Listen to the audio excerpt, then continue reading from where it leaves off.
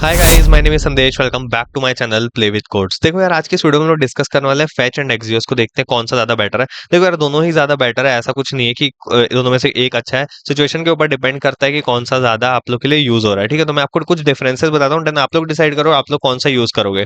ठीक है, देखो फैच जो है हम लोग का एक नेटिव ब्राउजर है जिसको हम लोग को इंस्टॉल करने की जरूरत नहीं पड़ती अपने जावास्क्रिप्ट लाइब्रेरी में, ये बिल्ट इन होता है बेसिकली।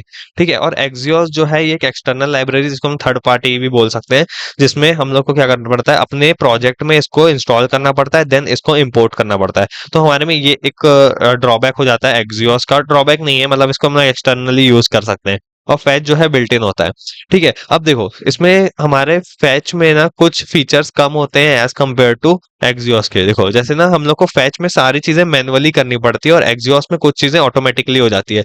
जैसे ना हम लोग का एक टाइम आउट वाला फीचर होता है, फैच में हम लोग क्या करना पड़ता है, खुद से ही रिक्वेस्ट को कितनी देर में हमारी अबॉर्ट हो जाएगी ये हम लोग को मैनुअली सेट करना पड़ता है। कि कोई भी रिक्वेस्ट जो आपको कोई डेटा गेट कर रहे हो या कुछ कुछ भी कर रहे हो आप डेटा से, तो कितनी देर में रिक्वेस्ट जो हमारी अबॉर्ट हो जानी चाहिए, खुद से हम लोग को इंप्लीमेंट करना पड़ता है by using set time out feature. ठीक है, फैच में हम लोग को सेट टाइम आउट वाले फीचर से खुद हम लोग को इंप्लीमेंट करना पड़ता है।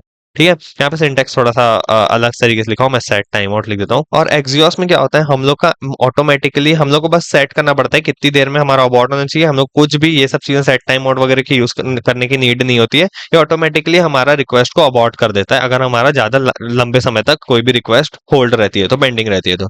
ठीक है, अब हम लोग इसके कुछ सिंटेक्स देख लेते हैं कि क्या सिंटेक्स है। देखो एक्सियोस के जो सिंटेक्स होते हैं, पहले हम एक्सियोस की बात करें। एक्सियोस में हम लोग को कोई भी डेटा को गेट करना पड़ता है, यहाँ पे अपनी यूआरएल रखो, देन हम लोग को रिस्पॉन्स सेंड करना पड़ता है। कोड को जो भी आपको रिस्पॉन्स है यहाँ पर हैंडल करना है आप लोग को रिस्पॉन्स, उसका कोड आप इस कर्ली ब्रेसेस के अंदर आप लोग लिख सकते हो। उसके बाद हम लोग को यहाँ पे एरर को हैंडल करना पड़ता है। कोई भी अगर आप लोग को एरर आ रहा है तो उसको कैसे हैंडल करना है उसका कोड आप इसके अंदर लिख सकते हो।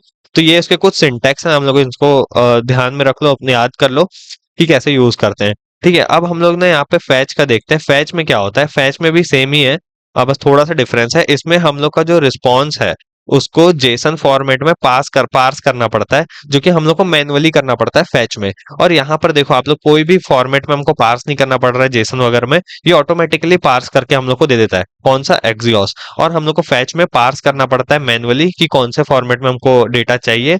देन उसके बाद डेटा को हम कंसोल करते हैं, और एंड में हम लोग को जो भी एरर है उसको हम लोग को कैसे हैंडल करना है, क्या कोड लिखना है, देन हम लोग उसको यहाँ पर लिखते हैं। तो ये कुछ डिफरेंसेस हैं दोनों को यूज करने के। सो आई होप आप लोग को ये वीडियो पसंद आया होगा। अगर ये वीडियो आप लोग के लिए हेल्पफुल है तो please don't forget to hit subscribe button. So see you in the next video.